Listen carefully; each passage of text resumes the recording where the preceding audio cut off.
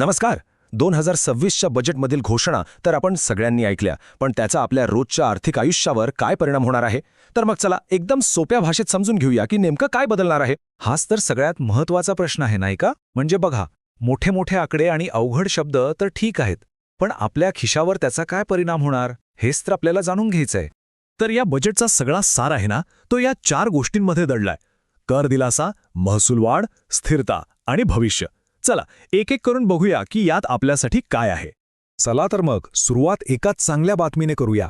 बजेटचा पहिला आणि सगळ्यात महत्त्वाचा भाग म्हणजे कर दिलासा. पाहूया ह्याचा थेट फायदा कोणाकोणाला आणि कसा मिळतोय. ही खरंच एक खूप मोठी आणि दिलासादायक बातमी आहे, खास करून अशा कुटुंबांसाठी जे मुलांच्या परदेशी शिक्षणासाठी धडपडत आहेत किंवा मोठ्या वैद्यकीय खर्चाचा सामना करत आहेत.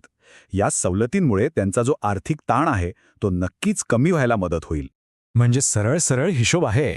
पालक आणि रुग्णांच्या हातात आता थोडे जास्त पैसे शिल्लक राहतील, ज्यामुळे त्यांना त्यांच्या आर्थिक नियोजनात थोडी मोकळीक मिळेल.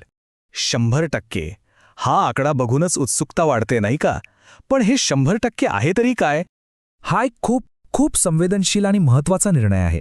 आधी कसं व्हायचं, अपघातग्रस्तांना जी नुकसान भरपाई मिळायची त्याच्या व्याजावर सुद्धा टॅक्स लागायचा, म्हणजे हातात येणारी रक्कम कमी व्हायची. पण आता तसं होणार नाही. हे व्याज आता पूर्णपणे म्हणजे 100% करमुक्त केलंय. आणि हे वाक्य त्या निर्णयाचं महत्त्व अगदी स्पष्ट करतं. पीडित आणि त्यांच्या कुटुंबासाठी हा एक खूप मोठा आधार आहे, आर्थिक पण आणि भावनिक सुद्धा. ओके, तर आता वळूया बजेटच्या दुसऱ्या पैलूकडे. इथे ना एक इंटरेस्टिंग गोष्ट आहे. एका बाजूला स्थिरता आहे, तर दुसऱ्या बाजूला काहींसाठी खर्च वाढलाय. चला बघूया ही दोन वेगवेगळी चित्र नक्की काय आहेत. तर जे नोकरदार आहेत, पगारदार वर्ग आहे, त्यांच्यासाठी एक स्थिरतेची बातमी आहे. परिस्थिती जैसे थे आहे, म्हणजे इन्कम टॅक्स स्लॅबमध्ये काहीही बदल नाही. याचा अर्थ पगारातून कापला जाणारा टॅक्स पूर्वीसारखाच राहील आणि आर्थिक नियोजन जसं आहे तसं पुढे चालू ठेवता येईल. पण जिथे पगारदारांना स्थिरता मिळाली आहे, तिथेच शेअर बाजारात जे सक्रियपणे ट्रेडिंग करतात त्यांच्यासाठी मात्र गोष्टी बदलल्या आहेत. त्यांच्यासाठी व्यवहाराचा खर्च वाढणार आहे. आणि हा खर्च का वाढणार आहे, तर त्याचं कारण आहे STT, म्हणजे सिक्युरिटीज ट्रान्झॅक्शन टॅक्स. सरकारने हा टॅक्स वाढवलाय आणि याचा थेट फटका बसणार आहे तो फ्युचर्स आणि ऑप्शन्स म्हणजे F&O मध्ये ट्रेडिंग करणाऱ्यांना. ही स्लाइड तर अगदी सगळं काही स्पष्ट करतेय. बघा, एका बाजूला पगारदार वर्ग, त्यांच्यासाठी स्थिरता. दुसऱ्या बाजूला सक्रिय ट्रेडर्स, त्यांच्यासाठी वाढीव खर्च, कारण STT वाढलाय. सोपं आहे. चला आता बजेटच्या तिसऱ्या आणि भविष्याच्या दृष्टीने महत्त्वाच्या भागाकडे जाऊया, कारण आपल्या संपूर्ण टॅक्स सिस्टममध्ये एक खूप मोठे बदल होणार आहेत आणि ते आपल्या सगळ्यांवर परिणाम करतील. ही टाईमलाईन जरा लक्षात ठेवा. सध्या तर जुनेच कायदे आहेत, पण 1 एप्रिल 2026 ही तारीख खूप महत्त्वाची आहे, कारण या दिवसापासून एक नवीन आणि असं म्हटलं जातंय की अधिक सोपा असा डायरेक्ट टॅक्स कायदा लागू होणार आहे. तर या नवीन कायद्यामागचा उद्देश काय आहे?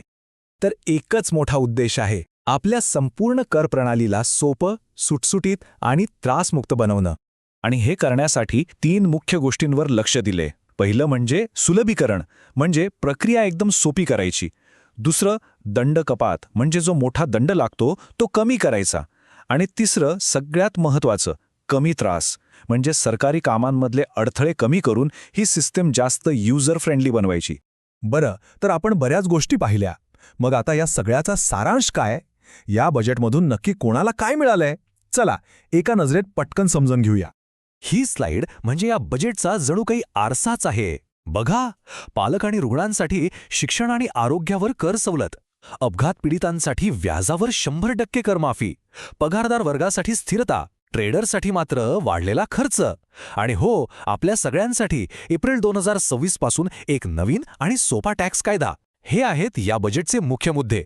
आणि जाता जाता एक विचार करण्यासारखा प्रश्न: जर ही कर प्रणाली खरंच इतकी सोपी आणि सुटसुटीत झाली, तर आपल्या गुंतवणुकीच्या आणि बचतीच्या सवयींवर, आपल्या दीर्घकालीन आर्थिक नियोजनावर त्याचा कसा आणि किती खोलवर परिणाम होईल यावर नक्कीच विचार करायला हवा. Thank you so much for watching this video. Please like this video, share this video to your friends and relatives, comment your queries and subscribe this channel.